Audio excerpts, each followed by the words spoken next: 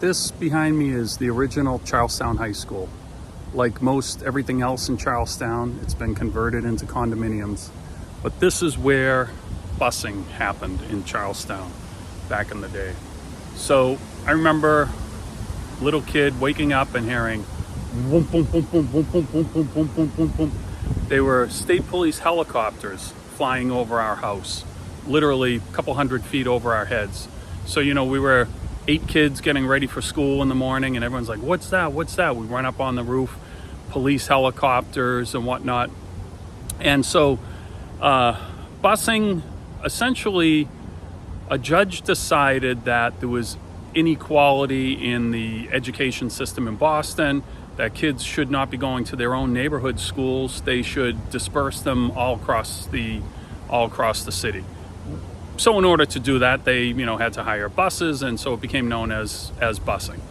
Well, Charlestown ended up having to send kids who went to school right here and could walk home at lunchtime, and 10-minute walk to school in the morning, now had to get up early in the morning, board a bus, go across town somewhere, either buy lunch or bring a bagged lunch or whatnot. And so the Charlestown parents were essentially complaining about that and saying, hey, we've got our own school right here in our neighborhood. Why do we have to send our kids all the way across the town or across the city? So I remember, I was just a little kid, I don't know, maybe 10 years old, but I remember seeing school buses go by, and there'd be a police car, school bus, police car, school bus.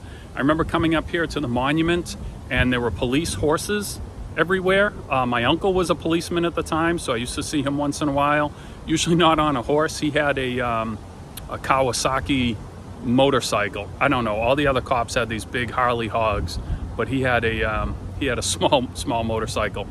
But essentially what happened is it was turned into a big racial thing, right? And Boston was labeled as a racist city, and Charlestown was racist, and South Boston was racist.